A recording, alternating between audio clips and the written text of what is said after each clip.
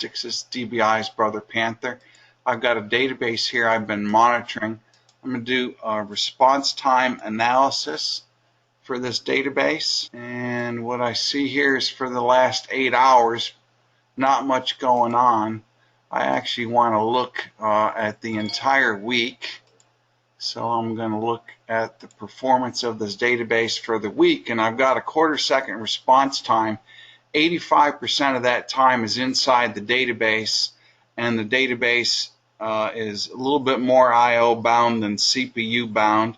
I'm going to click on that I/O pie slice, and Brother Panther just did the analysis to find the statements that are causing that database to be I/O bound. So right there, I've got about 2/3 of all the I/O in the database tied up in these 4 statements. I can pass those as a workload to the design advisor and apply DBI's advanced index benefit analysis methodology. So here's an I/O bound database, 2/3 of all the I/O in 4 statements. We're waiting for the answer here. Do-dee-doo-dee-doo-dee-doo. Oh, outstanding.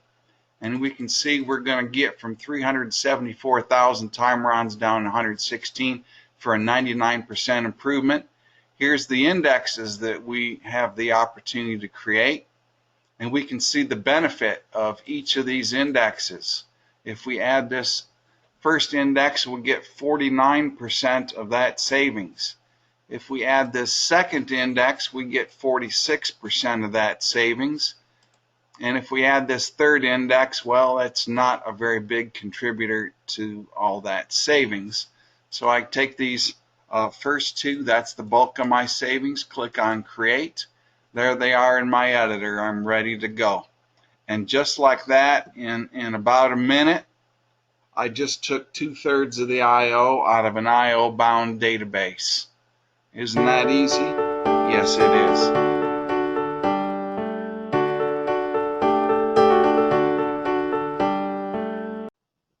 All right, my name's Ken Shaffer. I've been a DB2 consultant since like the DB2 8 time frame. And slides aren't moving here. There we go. So I called this presentation "Developers Do the Darndest Things." It used to be a show back in the black and white era. I guess it was a remake, but we probably shouldn't talk about that. Recent difficulties. So I called it "Developers Do the Darndest Thing," but it's not just developers that do this stuff to you. Architects, system architects, SAN admins. There's a bunch of people out there laying in wait for you. So, you know, people don't do this intentionally, and the good news is that we can look like a hero or a heroine if we can ride in on the white horse and solve these problems.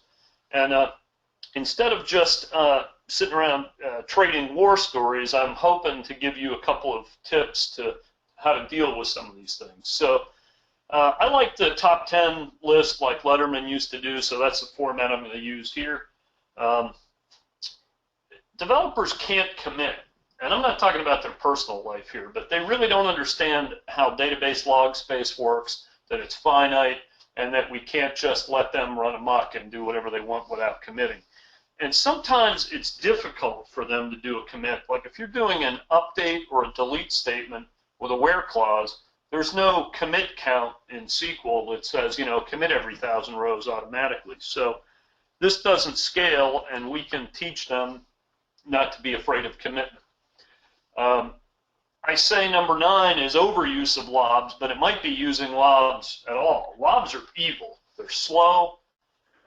They're slow because they force you into synchronous I/O, which means your database runs as fast as your disks or as slow as your disks, and disks are the slowest thing we have. So inlining your lobs is good, and that came along in 9.7, and that was wonderful, and that actually saved me on a previous project, but it only goes so far. Lobs are large by their nature, by their name, and they may not fit, you know, on a 32K page or whatever. So one trick that I've used is to have a separate app server that just deals with inserting and deleting the lobs or taking care of the lobs, and your application can just throw that lob over on an MQ queue and let that app deal with it and keep it out of the main line of your database, you know, the critical path of your database application.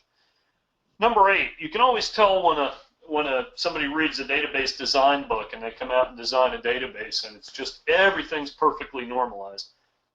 I'm working on a system right now where I swear the address is in several tables. The city's in one table, the state's in a different table. You know, you can go too far with a good thing, and if you want performance, you have to denormalize at least a little bit. Another architecture thing, I've seen, you know, OLTP people that want to store everything and keep it forever, and I've seen warehouses that folks want to keep them up to the split second with inserts and updates, and you really can't do that if you want performance.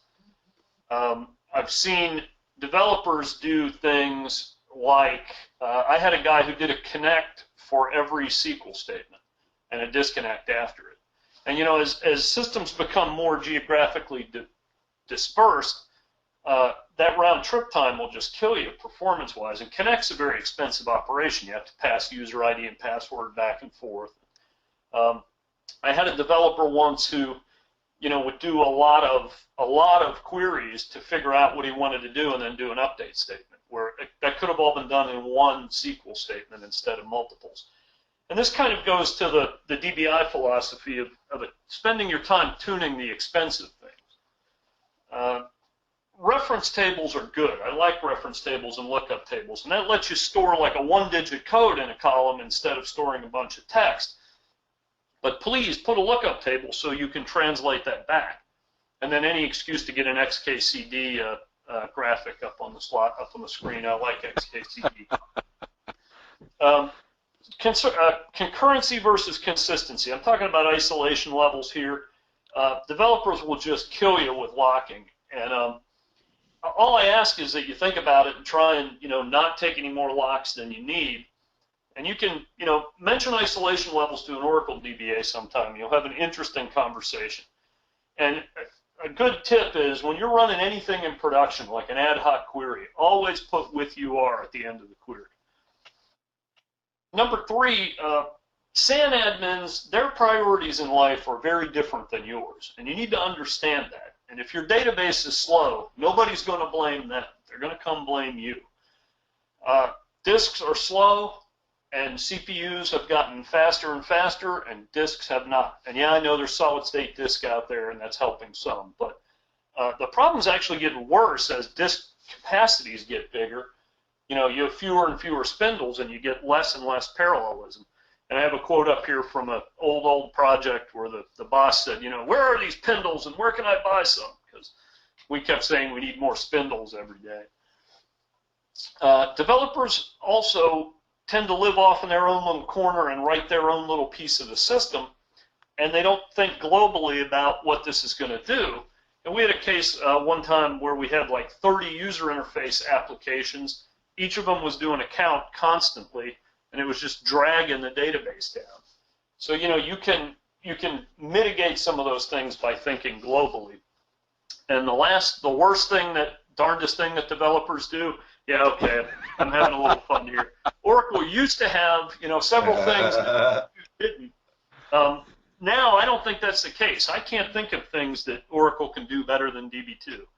And I live in Maryland, where the Maryland University's logo is Fear the Turtle, and I don't fear the turtle anymore. I fear the duck, which should be coming here in about 20 seconds. There's my contact information. And I didn't know I was going to be following Larry and then Willie's big news. I would have been a little more fearful. Yeah, it's a big day on the DB2 Night Show, and that duck is coming in 8, 9, 7, 6 seconds. Wow! That was an amazing presentation. That was awesome. There's your friend, the duck. You just got ducked. Hey, Martin, what'd you think?